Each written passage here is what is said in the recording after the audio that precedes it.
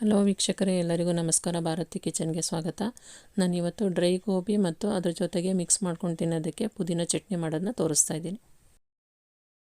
ನಾನಿವತ್ತು ಡ್ರೈ ಗೋಬಿ ಮಾಡೋದಕ್ಕೆ ಒಂದು ಮೀಡಿಯಮ್ ಸೈಜ್ದು ಹೂಕೋಸು ತೊಗೊಂಡು ಅದನ್ನು ಸಣ್ಣ ಸಣ್ಣದಾಗಿ ಪೀಸ್ ಮಾಡಿಕೊಂಡು ಅದಕ್ಕೆ ಸ್ವಲ್ಪ ಬಿಸಿನೀರು ಹಾಕಿ 1 ಚಮಚ ಉಪ್ಪು ಹಾಕಿ ನೆನೆಸಿಟ್ಕೊಂಡಿದ್ದೆ. ಇದರಲ್ಲಿ ಚಿಕ್ಕ ಚಿಕ್ಕ ಹುಳಗಳಿರುತ್ತೆ, ನೀಟಾಗಿ ನೋಡಿಕೊಂಡು ಕ್ಲೀನ್ ಮಾಡ್ಕೋಬೇಕು.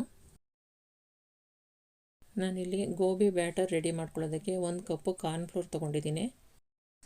ಇದಕ್ಕೆ 1 ಚಮಚ ಮೈದಾ ಜಾಸ್ತಿ ಹಾಕಿದರೆ ನಾರು ಥರ ಆಗುತ್ತೆ, ಅದಕ್ಕೆ 1 ಚಮಚ ಹಾಕಿದರೆ ಸಾಕು. ಇದಕ್ಕೆ 2 ಚಮಚ ಅಕ್ಕಿ ಹಿಟ್ಟು, ಅರ್ಧ ಚಮಚ ಧನಿಯಾ ಪುಡಿ, ಜೀರಾ ಪುಡಿ ಅರ್ಧ ಚಮಚ, ಗರಂ ಮಸಾಲ ಅರ್ಧ ಚಮಚ, ಚಿಲ್ಲಿ ಪೌಡರ್ ಅರ್ಧ ಚಮಚ.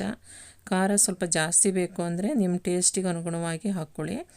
ರುಚಿಗೆ ತಕ್ಕಷ್ಟು ಉಪ್ಪು, ಶುಂಠಿ ಬೆಳ್ಳುಳ್ಳಿ ಪೇಸ್ಟ್ ಅರ್ಧ ಚಮಚ.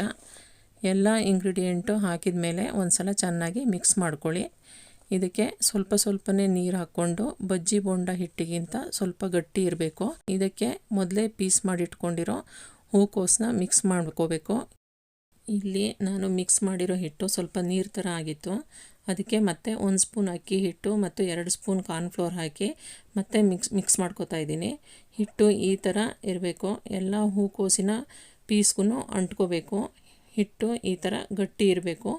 ಗೋಬಿ ಸ್ವಲ್ಪ ಕ್ರಿಸ್ಪಿ ಬರಲಿ ಅಂತ ಅಂದ್ಬಿಟ್ಟು 2 ಚಮಚ ಎಣ್ಣೆನ ಕಾಯಿಸ್ಬಿಟ್ಟು ಅದಕ್ಕೆ ಮಿಕ್ಸ್ ಮಾಡ್ತಾಯಿದ್ದೀನಿ.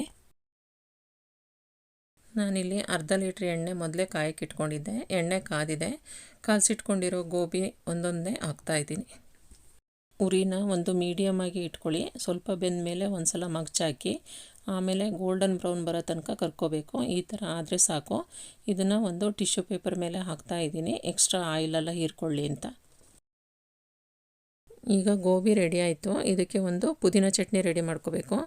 ಒಂದು ಪ್ಯಾನ್ಗೆ 2 ಮೀಡಿಯಮ್ ಸೈಜ್ದು ಈರುಳ್ಳಿ ತೊಗೊಂಡು ಈ ಥರ ಕಟ್ ಮಾಡಿ ಇಟ್ಕೊಂಡಿದ್ದೆ, ಅದನ್ನು ಹಾಕ್ತಾಯಿದ್ದೀನಿ. ಇದಕ್ಕೆ 6 ಎಸಳು ಬೆಳ್ಳುಳ್ಳಿ, ಅರ್ಧ ಇಂಚು ಶುಂಠಿ ಪೀಸ್ ಮಾಡಿರೋದು, 6 ಹಸಿಮೆಣಸಿನ್ಕಾಯಿ, ಅರ್ಧ ಚಮಚ ಎಣ್ಣೆ ಹಾಕಿ ಇದನ್ನು ಒಂದು 2 ನಿಮಿಷ ಹುರ್ಕೋಬೇಕು. ಇದಕ್ಕೆ 1 ಹಿಡಿ ಪುದೀನ ಸೊಪ್ಪು ಹಾಕ್ತಾಯಿದ್ದೀನಿ. ಇದನ್ನು 4 ರಿಂದ 5 ನಿಮಿಷ ಹುರ್ಕೋಬೇಕು. ಮೀಡಿಯಮ್ ಉರಿನಲ್ಲಿ ಇಟ್ಕೊಂಡು ಈ ಥರ ಫ್ರೈ ಆಗಬೇಕು. ಇದನ್ನು ಸ್ವಲ್ಪ ತಣ್ಣಗಾಗಕ್ಕೆ ಬಿಡಬೇಕು. ಈಗ ತಣ್ಣಗಾಗಿದೆ. ಹುರಿದಿರೋ ಎಲ್ಲ ಪದಾರ್ಥನೂ ಮಿಕ್ಸಿ ಜಾರಿಗೆ ಹಾಕ್ತಾಯಿದ್ದೀನಿ. ಇದಕ್ಕೆ 1 ಹಿಡಿ ಕೊತ್ತಂಬರಿ ಸೊಪ್ಪು, ಅರ್ಧ ಕಪ್ಪು ಕಾಯಿ ತುರಿ, ಅರ್ಧ ಚಮಚ ಸಕ್ಕರೆ, ರುಚಿಗೆ ತಕ್ಕಷ್ಟು ಉಪ್ಪು, ಸ್ವಲ್ಪ ಹುಣಸೆ ಹಣ್ಣು, ಇದಕ್ಕೆ ಸ್ವಲ್ಪ ನೀರು ಹಾಕಿ ಇದನ್ನು ನುಣ್ಣಗೆ ರುಬ್ಕೋಬೇಕು. ಪುದೀನ ಚಟ್ನಿ ರೆಡಿಯಾಗಿದೆ. ಇದನ್ನು ಒಂದು ಬೌಲ್ಗೆ ಹಾಕ್ತಾಯಿದ್ದೀನಿ. ಡ್ರೈ ಗೋಬಿ ಮೇಲೆ ಸ್ವಲ್ಪ ಚಾಟ್ ಮಸಾಲ ಹಾಕ್ತಾಯಿದ್ದೀನಿ ಮತ್ತು ಸಣ್ಣಗೆ ಹೆಚ್ಚಿರೋ ಈರುಳ್ಳಿ ಮಿಕ್ಸ್ ಮಾಡ್ತಾಯಿದ್ದೀನಿ. ಇದ್ರ ಜೊತೆ ಪುದೀನ ಚಟ್ನಿ ಮಿಕ್ಸ್ ಮಾಡ್ಕೊಂಡು ತಿಂದರೆ ಟೇಸ್ಟ್ ತುಂಬ ಚೆನ್ನಾಗಿರುತ್ತೆ.